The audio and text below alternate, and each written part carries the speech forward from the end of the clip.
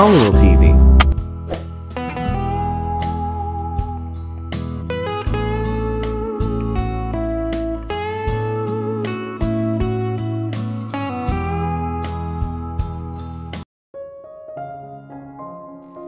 Nag-i-internet si Bella ng araw na iyon. Tiningnan niya kung may reply sa kanya mga kliyente niya. Maliban sa trabaho niya sa Singapore, gumagawa rin siya ng CG paintings, website o graphic designs at ipinagbibili yon sa internet through her own website at account sa isang animator community. Iyon ang sideline niya kapag walang ginagawang project sa kumpanyang pinagtatrabahuhan niya. Habang ginagawa iyon ay nagbukas din siya ng isa pang window para mag-search sa magagandang bakasyonan sa Pilipinas. Gusto niyang ipasyal ang pamilya niya sa isang lugar na makapagbabanding silang habang nasa bansa siya dahil baka matagalan bago siya makauwi uli. At saka para na rin maalis sa isip niya si Jake. Hanggang ngayon ay bumabagabag pa sa isip niya si Jake at ang babaeng kasama nito sa cafe nung nagkita sila. Mahirap paniwalaan na hindi nito girlfriend yon. Lalo pat maganda ang babae at halatang mayaman din.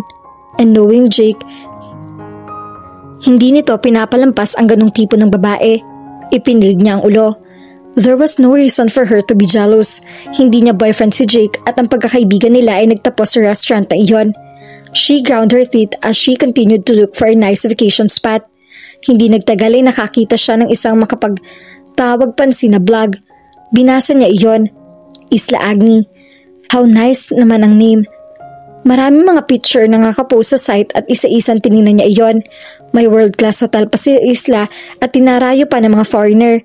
Naengganyo siyang tingnan ng mga larawan. Dahil sa ganda ng lugar, hindi akalaing nasa Pilipinas lang iyon. Ang ganda pala ng lugar. Dito na lang kaya? Nag-search pa siya ng ibang article tungkol sa lugar at nalaman niyang na-feature din niya sa isang lifestyle magazine.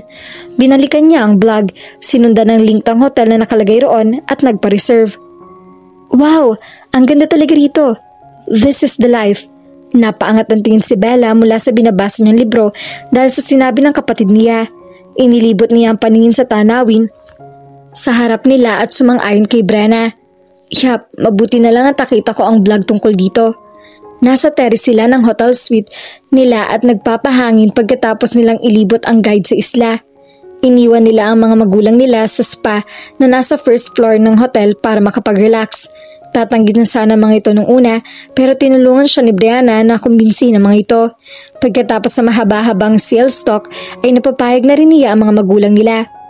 Thank you ate, kasi dinala mo pa kami rito. Siguradong tuwang-tuwa si na papa, hindi lang nagpapahalata. Tumango ito at ibinalik ang pansin sa binabasa. Narinig niya ang marahang pabuntong hininga niya. Hay, ang daming gwapo rito. Sabi pa ng guide, dito daw nakatira si Crowbar. Baka sakaling makita ko sila dito. Magpapapicture ako at magpapa-autograph sa kanila mamaya. Hinayaan na lang niya na magmonolog ito. Ate, tawag nito sa kanya maya-maya. Ano? Tanong niya na hindi nag-angat ang tingin. Masyadong maganda ang binabasa niya para lang madistract ng ingay nito. Maghahanap ka na ng boyfriend. Baka andito ng destiny mo.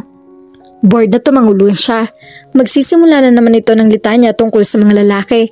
Palibhasa, hindi ito nauubusan ng manliligaw at boyfriends kaya akala nito ay marami na itong experience sa pakikipagrelasyon. Titigil na ito kapag nagsawa ng makipag one-way communication sa kanya. Ayaw niyang pinag-uusapan ng tungkol sa bagay na iyon dahil isang tao lang naiisip niya tuwing nagsisimula na ito magsalita tungkol sa mga lalaki. Kalimutan mo na kasi yung Jake na yun. Napahigpit ang hawak niya sa libro. Natumbok nito ang taong tinutukoy niya. And she was thinking of him. Pag-alis pa lang nila ng bahay. God, why did she miss him? Galit siya dapat dito. She should hate him for what he did. He was a jerk. Totally conceited and irresponsible. Insensitive fool. 10 years na kayong hindi nagkikita. Tapos gusto mo pa rin siya hanggang ngayon? Pagpapatuloy ni Brianna. Minsan talaga, pinagsisisihan niya na sinabi niya rito ang tungkol kay Jake. Palagi na lang ito ang dahilan kung bakit iniinis siya nito sa love life niya. Sinubukan niyang hindi pansinin nito, pero hindi gumana. Lalo lang niyang narinig ang sinasabi nito. Masyado ng antigo ang pagsinta mo sa lalaking yon. Yuck! Nag-date nga kayo. Pero wala namang nangyari. Hindi kayo naging mag-boyfriend. So let him go na. Hanap ka na lang ng ibang guy riyan. Sa sinabing iyon ng kapatid, unang tumutol ang puso niya. Bumuntong hininga siya at isinara ang librong binabasa. Nawalan na kasi siya ng gana. Tumayo na siya at pumasok sa suite nila nang biglang sumigaw si Brianna. Ate, si Jake oh! Dahil sa gulat, nabitawan niya ang hawak na libro. She felt her heart race. Nilingon niya ang kapatid niya na agad namang tumawa. Gotcha! Sumimangot siya. She couldn't believe she had fallen for the trick. Pinulat niya ang nahulog na libro at binalikan ng kapatid. Hoy Brianna, kung wala ka magawang matino, maglaslas ka na lang ng pulso mo. Ang cute mo talaga pag napipikon ka ate. Hinila niya ang buhok nito. Kapag binuiro mo pa ako tungkol sa lalaking yun, ihuhulog na kita sa terrace. Bantahan niya rito, ngunit tinawanan uli siya nito. Huminga siya ng malalim. Nakalimutan niyang manhid nga palang kapatid niya. Kahit anong pagbabantahan niya rito ay hindi ito maapektuhan. Ewan ko sa'yo, pinapasakit mo ang ulo ko. Pumunta ka nga rito para makapagbakasyon. Pinibigyan mo pa ako ng sakit ng ulo. Tinalikuran na lang niya ito. Maglalakad-lakad na lang ako. Dito ka lang. Nasa iyo ang keycard dito sa suite, hindi ba? Huwag mong iwawala yan dahil kung hindi, hindi na tayo makakapasok dito sa kwarto natin, okay? Okay, sagot nito. Uwian mo ako ng gwapo ate. Tumangulang siya at tinungo na ang pinto. Maglalakad-lakad siya sa beach, baka sakaling mawala ang inis niya sa kapatid niya. Bella enjoyed her work on the beach. Maputi at pino ang buhangin doon, asul na asul ang dagat at parang nasa Caribbean din ang pakiramdam niya. Hindi niya pinagsisisihan ang pagpili niya sa lugar na iyon. Tinitingnan niya ang mga paa niya habang naglalakad. Natatawa siya dahil parang kapit-gatas ang paa niya at ang buhangin. Napahinto siya sa paglalakad ng mga isang pares ng paa na nasa harap niya. Medyo may kalakihan niyon kaya malamang na isang lalaki ang nagmamay-ari niyon. Nagangat siya ng tingin at nagulat na makita si Brayden. Pati ito'y nagulat pagkakita sa kanya. Kumurap-kurap pa ito at kumiti nang makilala siya. Bella, bati nito. Brayden, anong ginagawa mo rito? Tanong niya rito. Inakbayan siya nito at giniya sa isang restaurant malapit sa kanila. Inalalayan siya nitong umupo bago ito umupo sa tapat niya at tinawag ng isang waiter. Lumapit naman kaagad ang waiter at binigyan sila ng menu. It must be destiny. We always meet in unexpected places. Ngumiti siya at sinulya pa ng menu. Maya-maya pa siyang kakain kaya orange juice lang ang in-order niya. Ibinigay naman ni Brayden ang order nito at pagkaalis ng waiter ay saka siya nagsalita. Yeah, you're right. So, what are you doing here? Napakamot ito sa ulo at tila nahihiya pang umamin sa kanya. My father found my hiding place. Tumaas ang isang kilay niya. You? Hiding from your father? Bakit? Brayden shrugged. Business and marriage. You know, the usual. The business part is okay. But the marriage? Nah. He made an expression of disgust na ikinatawa niya. Hey lady, it's rude when you laugh at other place or people problems. Ang lito. Umiling siya. Hindi ko pinagtatawanan ng problema mo. Ang ekspresyon mo nakakatawa. Okay, sorry. Nagiging paranoid ako dahil sa father ko. He has made my life complicated. Inilagay nito ang mga kamay sa likod ng ulo nito at sumandal. Everything was fine until that Teresa Decina and her obnoxious father came into the picture. Sandaling naningkit ang mga mata nito. Siguro naalala nito ang fiancé at ang ama nito. Well, let's just forget about them. Umayos ito ng upo at inayos ang pagtalo niya. Tumango siya. So, paano ka napunta rito? Tanong niya. Dumating ang in-order nila at sandaling natigil ang pag-uusap nila. Pag-alis ng waiter, nagpatuloy ito sa pagkakwento. Yun na nga, nahanap ni Papa ang hiding place ko. So, hindi ako pwedeng bumalik sa pansamantalang tirahan ko. Kaya naghanap ako ng matataguan. Good thing my cousin rescued me with the help of his business partner, friend, James Aragon, and James was the one who suggested na dito ako. Habang naghahanap siya ng pwede kong pagtaguan, sumimsim muna siya sa juice bago siya nagsalita. Really? Well, that's good news. Pero bakit ka naman naglalakad dito? Baka mahanap ka ng father mo. This is a world-class resort if you don't already know. I know, but James assured me na walang mangyayari sa akin. He said with conviction. That guy, hindi ko inaasahan na tutulungan ka niya. Ang laki talaga na impluwensya ng asawa niya sa kanya. And speaking of his wife, iniimbitahan pala ako na mag-dinner sa main house sa mga Aragon. May okasyon kasi ron ngayon. Natawa si Brayden. Brayden was one talkative guy, very candid, but he really was nice. Anyone would like him immediately. He was the complete opposite of Jake. That arrogant, conceited pig na walang hanggang ngayon ay hindi pa rin humihingi ng tawad sa kanya. Siya pang pinagmamayabangan. Damn him. Mahulog sana ito sa hagdan at magkalasog-lasog mga buto sa katawan. He deserved that for being a jerk. Bella, are you okay? Napatingin siya kay Brayden. He was looking at her with concern. No, he wasn't looking at her. Nakatingin ito sa baso niya. Tiningnan niya ang baso ng orange juice. Ang maliit na payong na dinirekasyon sa baso ay sira na at lumulutang sa juice. Halos madurog din ang hawak niyang straw at binitawan na siya niyon at ngintan si Brayden. Sorry, may naalala lang akong hindi maganda. Hingin pa umanin niya at itinabi na ang baso ng juice. Visit kasing si Jake na iyon kung bakit alala pa niya ang gagong yun. Nasira lang pag-uusap nila ang dalawa ni Brayden. Jake? Komento nito. Tumango lang siya dahil baka masisigaw niya rito ang sama ng loob. Okay, hindi na ako magsasalita tungkol sa kanya. Your anger is pretty plain to see. Tinapik pa siya nito sa kanyang balikat. Calm down, Bella. He's not here, so wala kang rason para magwala. Natatawang alon nito sa kanya. Lumabi siya. I'm not a violent person, kaya hindi ako nananakit ng kapwa. Naninigaw lang.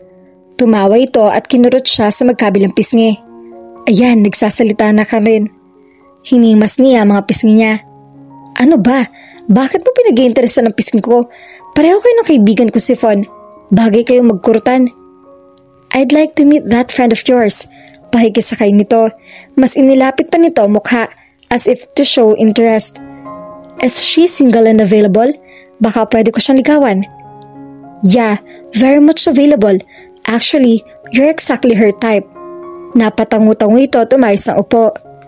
Well, sabihin mo pa rin sa akin. At kapag tapos na ako makipagtaguan kay Papa, okay, just give me her number and I'll call her. Natawa ito. Okay, inilabas niya ang cellphone sa bulsa at ibinigay ang number ni Fon. Magugulat ang babaeng yon kapag tinawagan nito ni Brayden. She could already imagine her friend's flash face kapag nagkakilalang dalawa. She could feel the excitement. Sana lang ay matapos ng problema ni Brayden sa ama nito para malaya na itong maligawan si Fon. I'll call her later pag uwi ko. There was something evil in the way he smiled, but maybe it was just her imagination. Brayden was a nice guy, the complete opposite of his arrogant cousin. Brayden, napalingon sila nito nang may tumawag sa likod nito at papalapit sa kanila si Jake. Nakakunot ang noo at matalim ang tingin nito. Napataas ang isang kiling ni Bella pagkakita rito. He was like a king in his own territory. He was walking with confidence and there was an air of superiority around him. Gayong hindi naman ito ang isa sa nagmamay-ari ng isla. She frowned. Akala niya ay makapagbabakasyon na siya ng maayos at may papahinga niya ang kanyang isip. Hindi pala, dahil ang taong gumagambala sa kanyang puso't isip ay narito, papalapit sa kanila. Oh, Jazz, what you doing here? I thought nasa Manila ka. Nagpapakalunod sa trabaho mo? Nagtatakang tanong ni Brayden dito. Nakakunot pa rin ang noo nila ni Jake at nagpalipat-lipat ang tingin sa kanilang dalawa ni Brayden. I came here to check on you, sagot ni Jake kay Brayden habang nakatingin sa kanya. Nanlilisik ang mga mata nito. After all the trouble of rescuing you, nakuha mo magliwaliw at makipag-flirt? Mabuti na lang naisipan kong pumunta rito. Hey, napamaang siya rito. Why was he making her feel guilty with that stare? Wala naman siyang kasalanan dito. She held her chin up and stood her ground. We are just having a friendly chat here. Ano bang pakialam mo? Binalingan nito si Brayden at hindi man lang pinansin ang sinabi niya. And I thought you were hiding. Away from your father and fiancé? Tapos ibinabalandra mo pa ang sarili mo? Paano kung may tauhan si Tito Lorenzo dito? Mapapahama ka. Natatawang itinaas ni Brayden ang dalawang kamay. Hey, Jazz. Take it easy. Mas matanda ako sa'yo. Pero parang ikaw pa ang aatakihin sa puso sa ating dalawa. Aatakihin talaga ako sa puso sa conversation sa'yo. Galit na singhal nito at nabubulol. Tinawanan lang ito ni Brayden. Tumayo ito tinapik sa balikat ang pinsan. Pinsan, 29 years old ka pa lang. You live a healthy lifestyle, so imposibleng atakihin ka sa puso. Why don't you take a load off and relax while you're here? Binalingan siya ni Brayden. Bella, I'm sorry, I can't accompany you back to your suite. I have to go back to my hideout. Si Jake na lang bahala sa'yo. What? Galit na sigaw rito ni Jake. And as usual, nakangiti lang si Brayden at naglakad-lakad na palayo sa kanila. Bye Jake. Bye Bella. See you. Hey, what do you mean? Habol ni Jake dito. Hindi ito sumagot kaya bumaling sa kanya si Jake. Ginawa pa akong bantay. Damn him. Nainsulto siya. Bakit ayaw nito makasama siya? Was she not worth it? Siguro iyon din ang rason nito kung bakit siya iniwan nito sa restaurant. Sa pag-aakala ng pagmangyaring iyon ay tumayo siya. Kung ayaw mo, edi wag mo. Maiwan na kita. Pagkasabi niyon ay tinalikuran niya na ito.